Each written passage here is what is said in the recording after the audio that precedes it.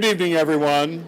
Tonight, of course, is a night in which we celebrate an extraordinary act of generosity, and an act of generosity that is valuable in itself, but that is most valuable in terms of what it creates. And what does a gift such as the gift that Austin Marxe has bestowed upon this school and this college create? It creates access for students.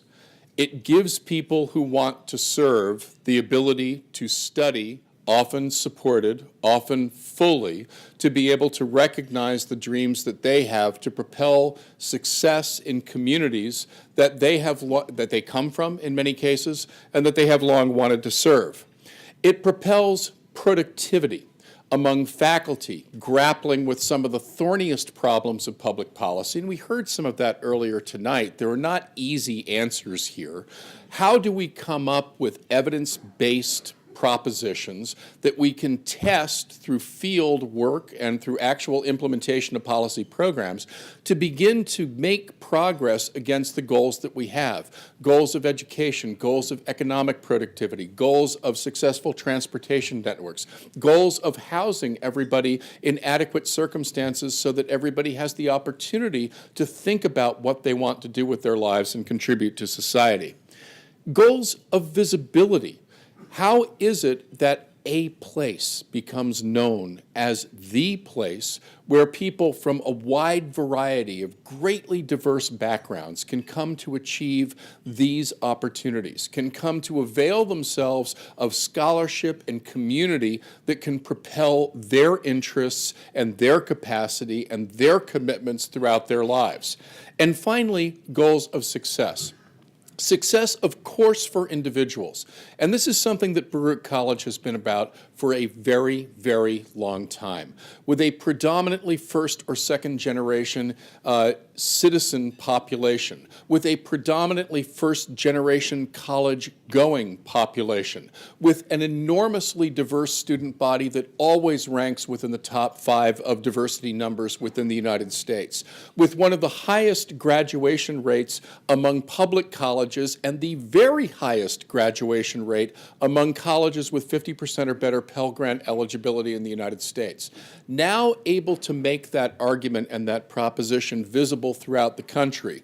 Come here and succeed in the goals of being able to lead institutions in the governmental, in the nonprofit, in the international affairs, in the international financial institution environment that will make your career meaningful not only for yourself, but for the communities from which you emerge and for the people whom you intend to serve.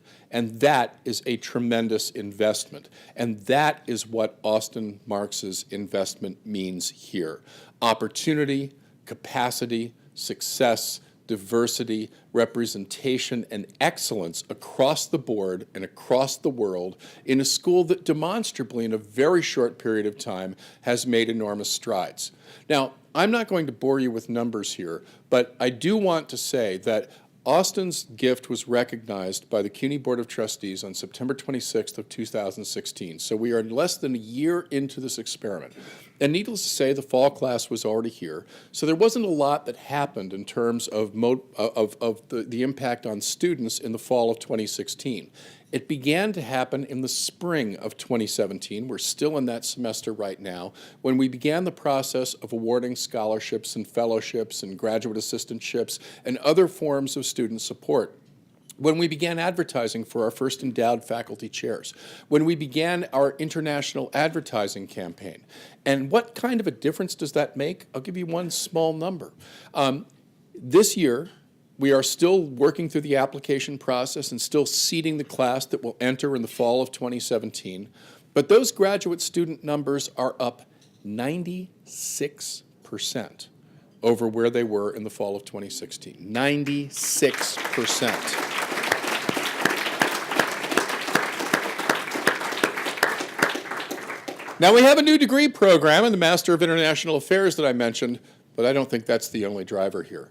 I think it's the kind of distinction that comes from the vote of confidence and the assurance of capacity that Austin has provided. I think it comes from the ability now to project an image across the globe that we were not able to do before.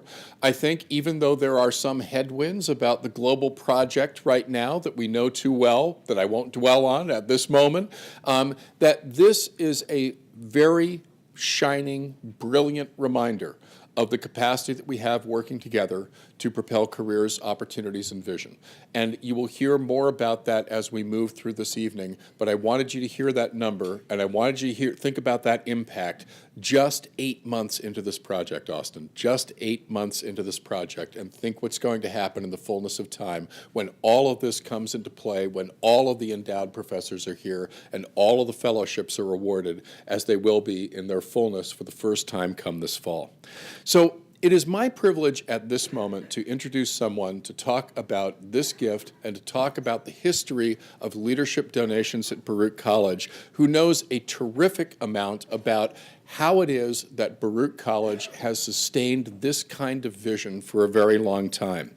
I'm talking about BCF President Max Berger, who graduated from this institution with his BBA in 1968. Like many of the people that I was just talking about, Max was the first in his family to attend college. He went to Columbia Law School after he got his BBA here on scholarship and emerged, not immediately, but shortly thereafter, to found a law firm and has become along the way one of the 100 most influential lawyers in America, according to the National Law Journal. He has been a member of the BCF board since 2003, and he has been its president since 2015. He has been a terrific supporter in every way, including in his own donations to this institution with his wife, Dale. He has founded the Max Berger Pre-Law Program and the Dale and Max Berger Scholarship. He is a great friend of the college. He is a great friend of public higher education. He has been a terrific voice for this institution. Max Berger, I welcome you to the stage now, please.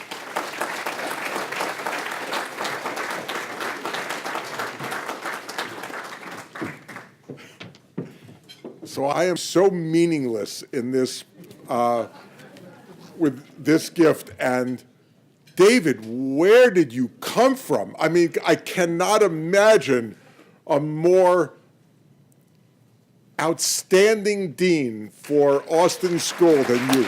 I mean, you are seriously off the charts. I mean, it is just so inspiring just listening to you every single time you talk. So thank you for your kind words, but thank you for your presence.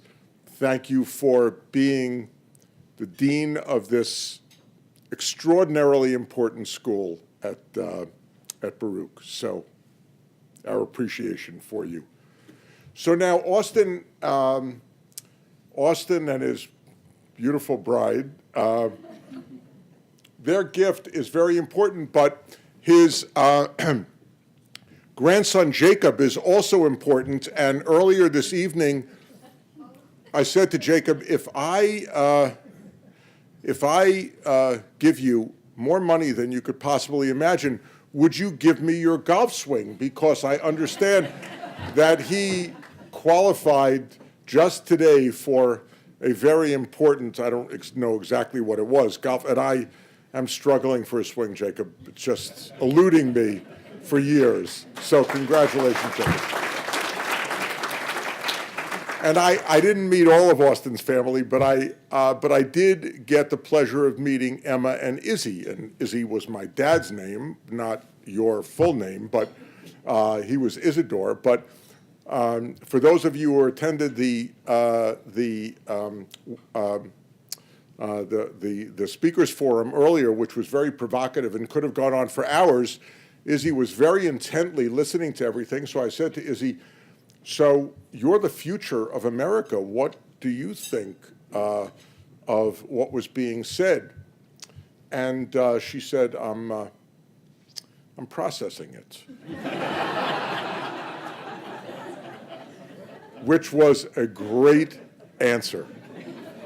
So anyway, you are the future. You all are the future, and I'm Sorry I didn't get a chance to meet everybody in the family, but maybe the night is young, so Austin, I'm looking forward to that. Well, so I'm delighted to welcome everybody here tonight as we celebrate a truly historic moment, the largest gift ever made to Baruch College. As president of Baruch College Fund, I have never had a prouder moment in my tenure than honoring Austin's $30 million gift to name, and I'm going to say the whole name, the Austin W. Marxe School of Public and International Affairs. Remember that. Remember that, because you're going to see it all over the place very soon. It is going to carry that name with distinction throughout the world.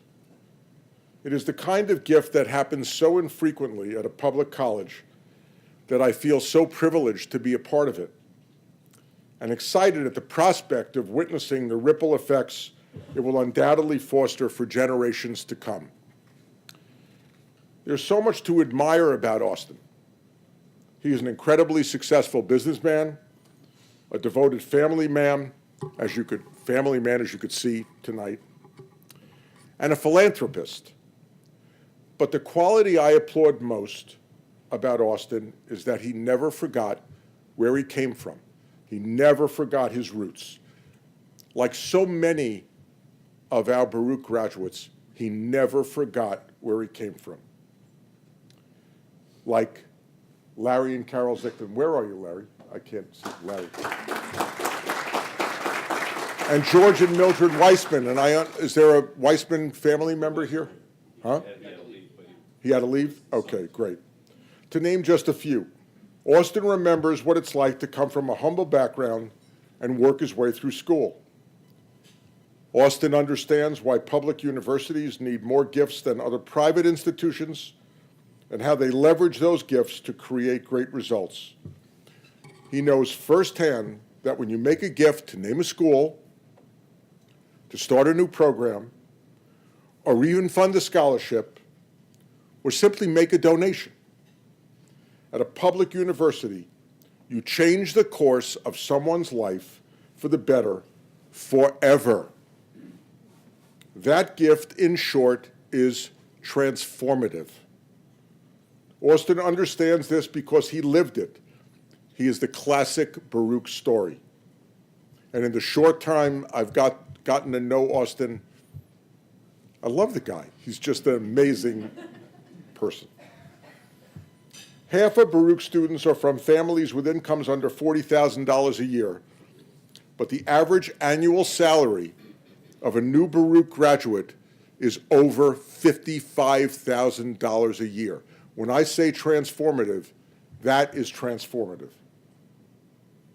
The Austin W. Marxe School of Public and International Affairs will help thousands of students who want to devote their lives to public service achieve similar levels of success financially and otherwise. We have already seen what can be accomplished with such major investments at the Zicklin School of Business, Larry, and the Weissman School of Arts and Sciences.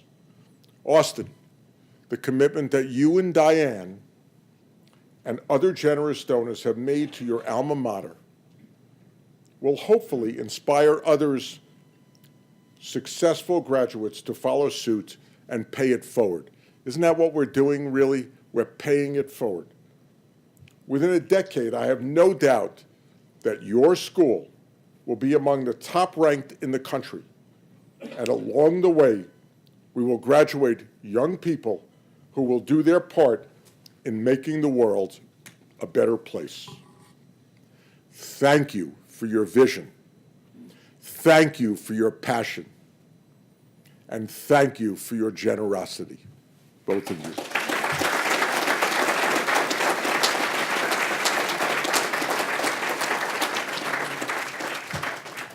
And now I'm happy to introduce the chairman of the Baruch College Fund and my dear friend. I'm the president, he's the chairman.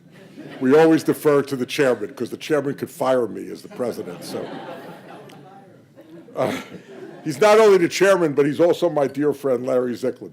For those of you, wait, stay there for a minute. I have to say a couple of words about you, Larry. There's a lot of people here who don't know you. For those in the audience who don't know Larry, after graduation from Baruch in can I say the year? Are you okay with that? Of course, you look younger than me, and you look younger than me, 1957.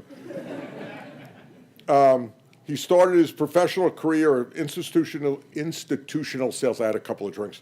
Institutional sales at Merrill Lynch. He joined Neuberger Berman as a partner in 1969 and served as the CEO and chairman of its executive committee until Neuberger Berman became a public company in 1999. That's a major company, you know, and this man is a Baruch graduate. He remained as chairman of the board until 2003. He's a former president of the BCF and remains active as chairman of the board. He's also a devoted educator. Larry teaches here at Baruch and for many years at the Wharton School of Business and NYU. Please join me in offering a warm welcome to Larry Zicklin, who has a special presentation for Austin.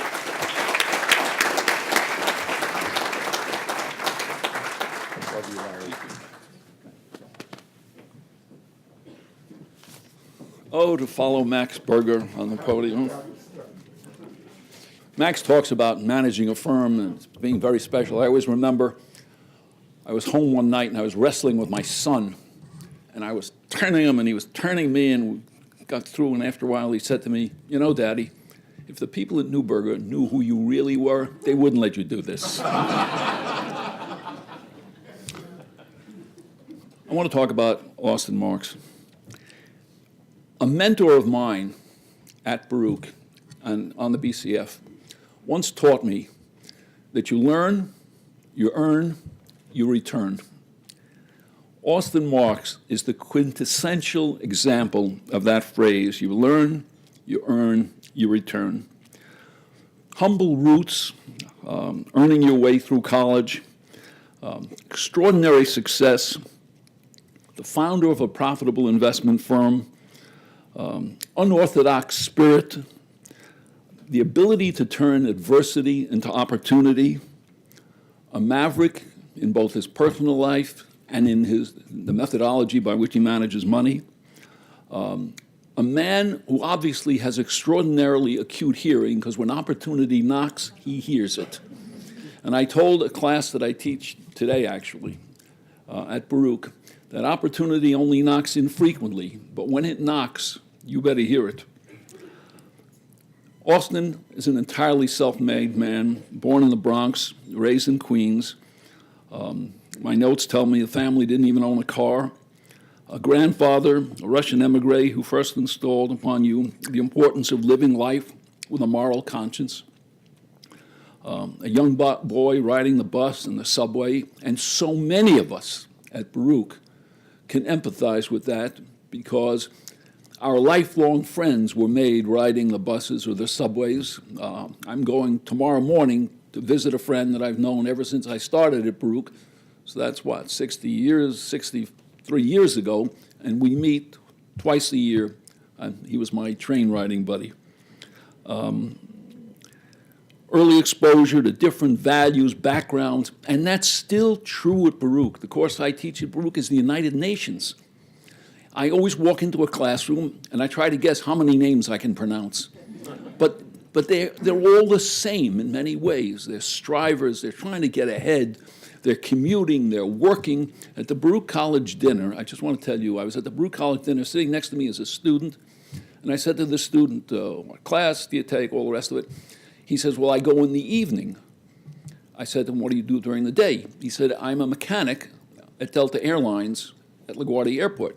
So I get there at 6 o'clock, I work until 2:30, I take, I don't know what mode of transportation, subway I guess, to Baruch. My first class starts at 4 o'clock, I end at 8:30, I go home and I do the same thing the next morning. That is what Baruch is. In Austin's case, when the time came for scholarship, he had to get one to Baruch or he wasn't going to college. So he got a scholarship to Baruch. Work full-time, take classes at night, learn everything you can, learn about business. Use that knowledge to someday start your own company. Another story of Baruch. So many entrepreneurs. After college, Austin landed a job in an accounting firm, eventually moving on from a small one to a more prestigious one. But like all good Americans, his heart belonged in the market, which is where your heart should belong. And with the aid of a loving wife, ventured off, secured the road to what is now a well-known firm in the investment world. I just want one more off script for a second. I used to come here to teach a class in the evening, and I came from my office, which is on 30th, 40th, and 3rd.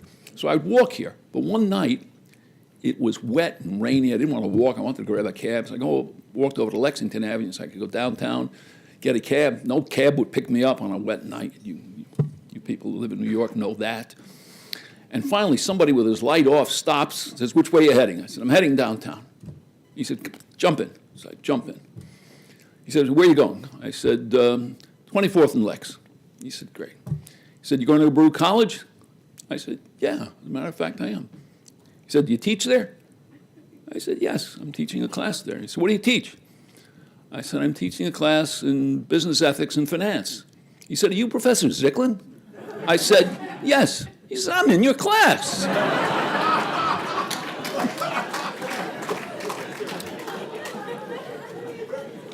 True story. After 20 years at Prudential Base, Austin went on, formed his own firm, pragmatic, balanced, nonconformist, wearing the clothes he wants to wear instead of the uniforms many of us have to wear, although I've retired from ties by now. A wife of 53 years, 2 children, 4 grandchildren, and that, too, is so much the story of Baruch. All these grads, and I see so many of them, even in my own firm, they're just family people. They came here as family people, and they never forgot those roots. If anything could be more impressive than the storied career, it's that you continue to use that fortune that you've created to create better tomorrows for so many others.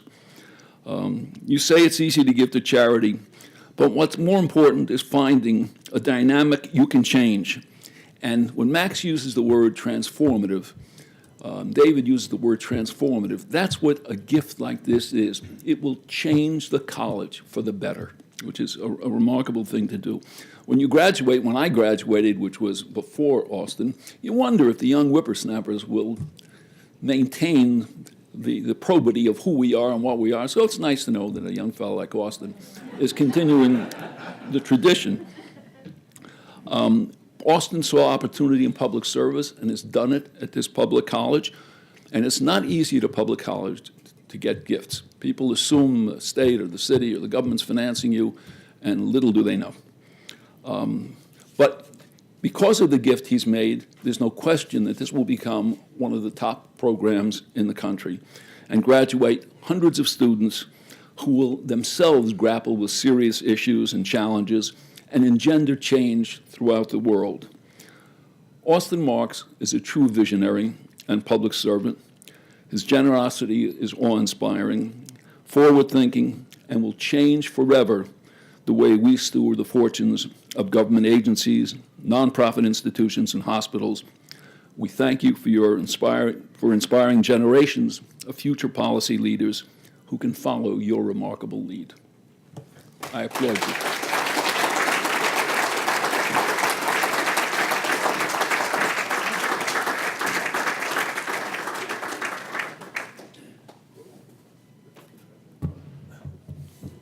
Do you really expect me to read all of this? Austin, I'm not going to read this, but I think they want you up here for the presentation of it.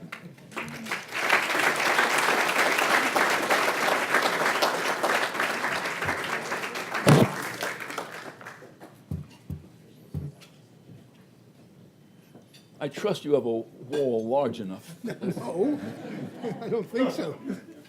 This is one. It's just the top of it says, the Board of Trustees the Baruch College Fund presents this Scroll of Honor to Austin W. Marxe, class of '65. Put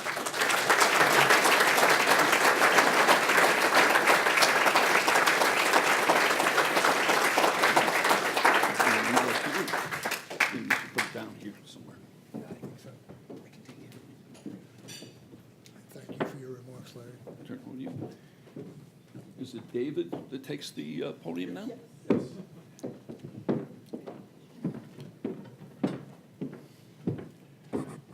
We have been very fortunate at Baruch College to have been led since 2010 by Mitch Wallerstein, who joined us from his previous post at the Marxe School of Public Service, more on which in just a moment.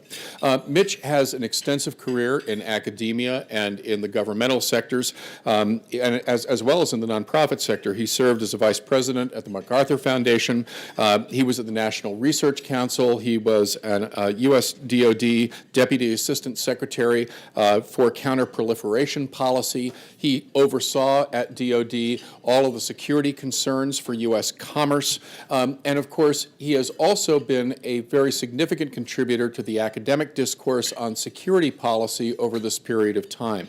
It should be no surprise that the academic tenure that Mitch holds under his presidency is in fact in the Marxe School of Public and International Affairs. Exactly, our authority relationships get very tangled in these cases, but we work it out in the fullness of time. But I wanted to say, too, that it's important to note that Mitch Wallerstein has achieved a great deal to propel Baruch College along the pathways where Baruch has always made the most difference. When he came into this office, we were already one of the only 5 institutions that graduated more than 50% of its students within a 6-year time frame if you had 50% Pell Grant eligibility or more, which is to say family incomes of $40,000 or less, as you heard earlier this evening. But what Mitch has achieved is to push that margin from the rest of those 4 institutions to a staggering 70 percentage points of 6-year graduation rates. That's worth applause. That's worth applause. And I want to make this point because it is so important to understand that across the entire firmament of American public higher education and of higher education generally, we're talking about 4,000 institutions, about 1,800 of them on the public side, only five graduate more than 50% of their students if they have 50% or better Pell Grant eligibility within 6 years at that rate. It's a remarkable thing. 70% is unheard of. Mitch has given us a task to make it 75% because he knows that this is the best value proposition that a college can offer. Completion, success, the ability to move forward. He has advanced this institution. The plaza that you walked through this evening wouldn't have been possible without the work that he did with the city and with the donors who supported it. He has made this institution physically. He has made this institution academically. He has made this institution in terms of the success of its students, a place that it could not have imagined when he walked through these doors. It is my great pleasure to welcome to the podium President Mitchell B. Wallerstein.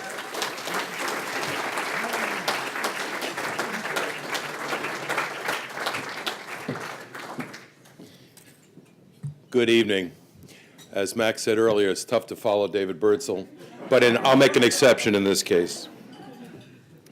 It's a pleasure to be here tonight to celebrate this most auspicious occasion, the formal dedication of the Austin W. Marxe School of Public and International Affairs. What makes this moment special and so personally poignant for me is that it marks the official beginning of a wonderful permanent relationship between Baruch College and a man that I've come to know as a kind, generous, visionary human being and his family. By the way, one thing that Larry didn't cover in his wonderful biography, at least I don't think I heard it, is the fact that Austin Marxe is a very serious deep-sea fisherman. And I have heard many deep-sea stories while in talking with Austin, and I know his boat builder is also here tonight, and he's awaiting the arrival of his new boat, so that's great. Henceforth and forevermore, Austin will be associated with the aspirations, achievements, and activities of the students, faculty, and staff of the school that bears his name, and we will use the shorthand of the Marxe School, just as we refer to our prestigious School of Business as the Zicklin School, and our we got the Dean of the Zicklin School and the Larry sitting over here, and of course our multifaceted School of Arts and Sciences is the Weissman School. As you know, Austin's extraordinary gift of $30 million is the most generous single contribution ever made to Baruch College. Indeed, the gift is the second largest gift in the history of the City University of New York, an institution that dates back 170 years.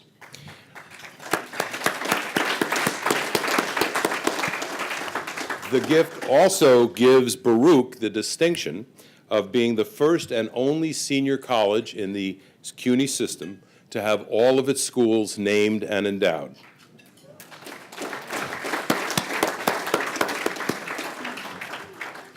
And tonight we are fortunate to have members of each of our schools' other benefactor families present to mark this important occasion. You've already heard from Larry Zicklin, the donor and namesake of the Zicklin School of Business, who endowed the business school in 1998.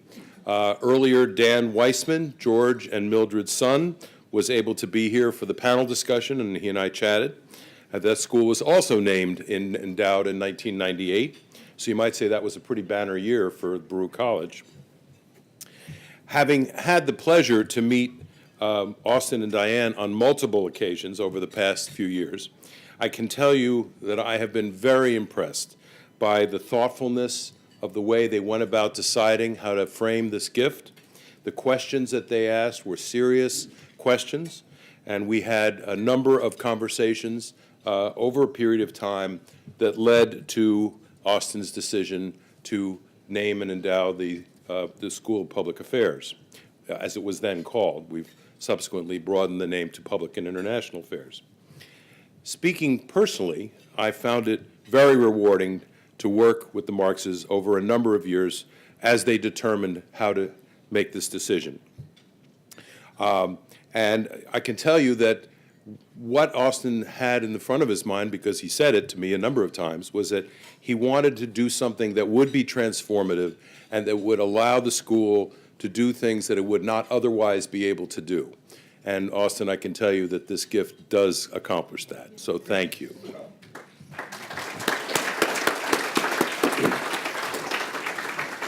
And I know that I speak for the school's wonderful dean, David Birdsell, and our very capable vice president for college advancement, David Shanton, when I say that it has been a personal pleasure and continues to be a personal pleasure to engage Austin and the Marxe family.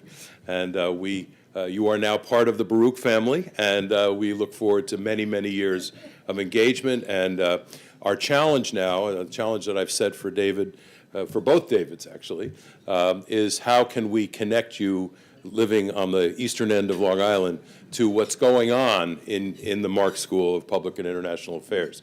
So we're going to try to use technology and find ways so that you don't have to battle your way through 3 hours of traffic to be able to see and hear what's happening in the school.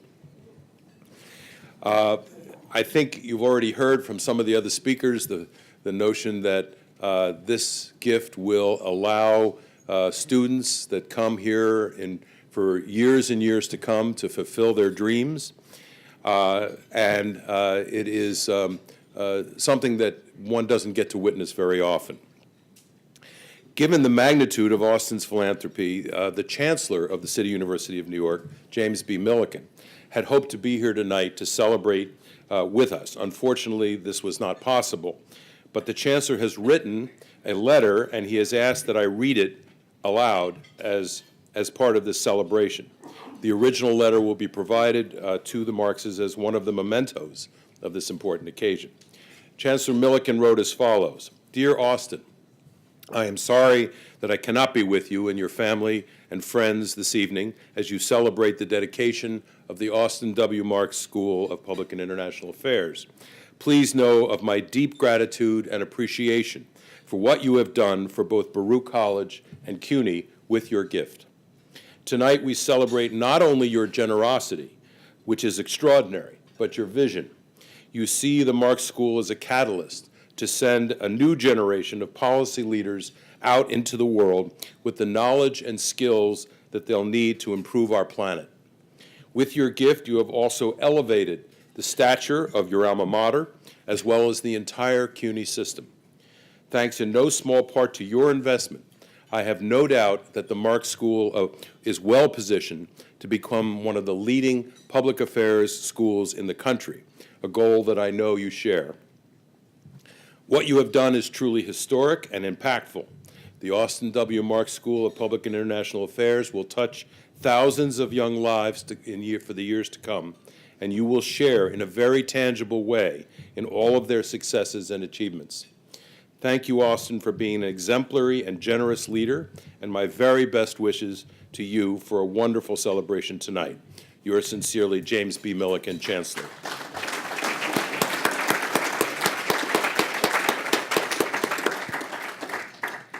Thanks to Austin's gift, special events such as tonight's interesting panel discussion are now becoming a frequent occurrence at the Marxe School. And this means that in the years to come, the students of the school, including our newest students who will be enrolling this fall to pursue the brand new master's degree in international affairs, will have opportunities to participate in thought-provoking and thought leadership forums with leading figures such as those who appeared on our panel tonight. Already during the spring semester, the Marxe School hosted 2 issues breakfast discussions that included panels drawn both from within the school and from outside as well. Hosting such events has become part of the school's DNA and has actually been that way since its founding a quarter century ago. But the Marxe gift will allow Dean Birdsall and his team to strategically expand and deepen key programs and academic offerings. Among these are new faculty recruitment and support for faculty research. We will be recruiting 3 to 5 new endowed faculty positions. We will be able to enable our faculty to travel to undertake their research and to get data. And so this will, we hope, expand their scholarly output. We will be creating new opportunities for students to study away and study abroad. This includes both national opportunities, and certainly in Washington, D.C., as well as overseas opportunities as we ramp up our master's degree in international affairs. We'll be creating graduate assistantships for research and special Marxe fellowships. The Marxe School will now be able to provide a number of full-ride fellowships, some with living stipends, in both the master's degree in public administration and the new master's degree in international affairs. And again, to recruit top students, this is the kind of thing that's absolutely essential. We will be expanding recruitment of high-performing international students. Baruch has already become a very international place. Of course, we have 160 nationalities represented in our student body, and to begin with, but more and more we are seeing interest on the part of students from other countries in the world to come and study at Baruch, and we believe with the new international affairs degree that will increase. And we are expanding our undergraduate program. The Marxe School already has a Bachelor of Science degree in public affairs, and we anticipate a doubling of the enrollment, which is currently about 200 students. It's fairly small, but we expect to double that enrollment in the years to come. And there will be exciting new opportunities for internships, including participating in Albany, internships with the state government in Albany, and volunteering with the multitude of not-for-profit organizations that the Marxe School is engaged with. Each of these initiatives would be great in their own right, but collectively they represent the evolution and fulfillment of a long-held strategy to bring to scale a wide range of academic innovations and programs in this wonderful new School of Public and International Affairs. Now, as many of his admirers know, Austin is a sharp and highly successful businessman. Based on the conversations we have had, I know that he would not have decided to make this gift if he did not share this vision and if he did not understand the foundation that has been laid and appreciate the bigger picture, the opportunities that exist to vault this school into the front ranks of schools of public and international affairs. I speak as one who used to be the dean of one of those schools, and I can tell you that I have very high expectations that the Marxe School will join that rank of top-performing schools, especially under David Birdsell's leadership.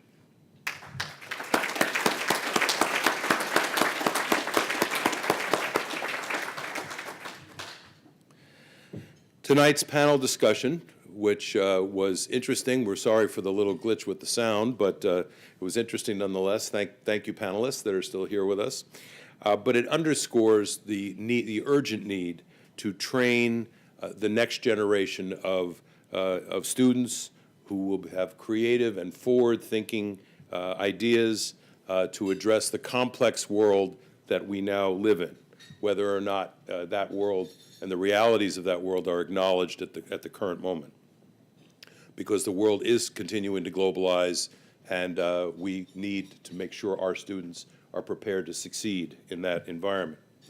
So on behalf of your alma mater, Austin, and the generations of future students at the Marxe School whom we will have the privilege and responsibility to educate, I want to thank you and the entire Marxe family for sharing and believing in the vision that we have for this school, and the fact that we can accomplish this at a school that is located in a public university. This is a very significant fact as well. So Austin, would you please join me on the stage?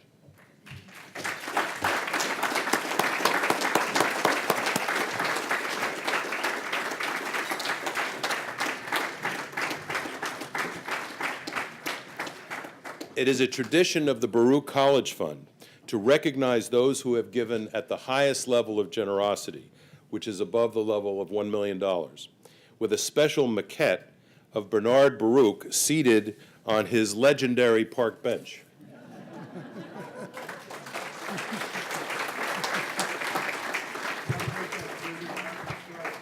The maquette is a model of a sculpture that sits just inside the entrance on the 24th Street side of the vertical campus, just across the street here.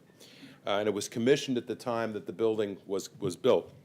For those of you who are not familiar with the history and legacy of Bernard M. Baruch, our school's namesake, he was, much like Austin, a highly successful Wall Street investor who was able to successfully anticipate the market turbulence of the early 20th century. He went on later to have a distinguished career as a diplomat, and he had served as an advisor to 5 presidents.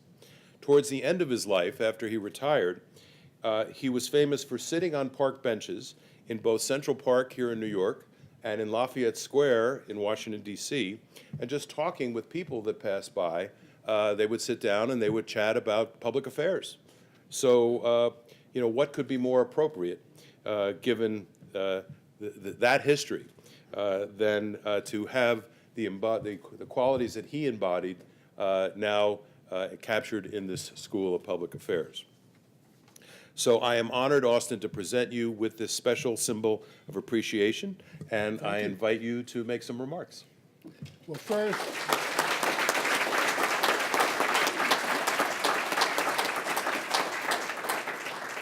first and foremost, I'd like to thank everyone for coming. It's really an honor that you all came and are here to honor this occasion. The message I have for the school is, I've done the easy part. The hard part is up to the faculty, staff, and students. The objective should be to make this school the #1 school in the country for this discipline.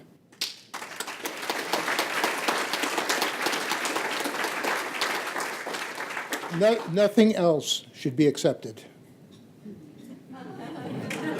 So I'm putting the burden on you. But there is another message here, or another agenda.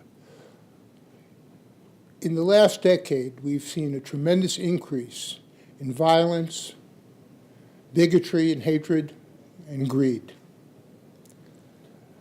We have seen dysfunctional governments and partisanship take precedence over doing the right thing for people and for the country.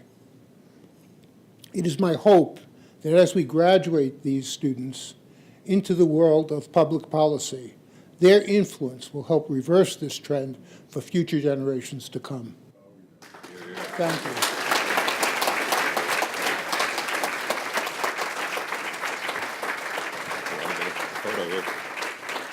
You want us to hold it up? Okay. It's heavy. I can do it. Okay.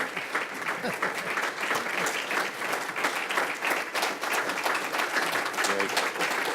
You want to take it this level, or? Yeah, it's okay. Okay, all right.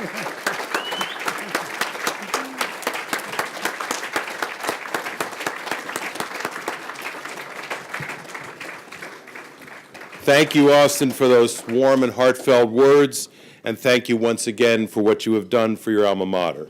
We appreciate as well the fact that you and your family have traveled from a considerable distance to be with us this evening, and thanks to all of you, who, including Austin's many friends and family members who have come, his fellow Baruch College trustees, I know we have a table there in the back, as well as the CUNY trustee, Freddie Ferrer. Thank you, Freddie, for making the effort to be here. By the way, I should say that Trustee Ferrer is also an alumnus of Baruch College, graduate alumnus. Yes. Thank you also to the faculty and staff of the Marxe School who are here this evening. Yes. And also to my colleagues on the cabinet of Baruch College. Thank you for being here as well, the other deans and provosts and so forth. This has been a memorable event. We thank you all for coming. We wish you a safe journey home. Good evening.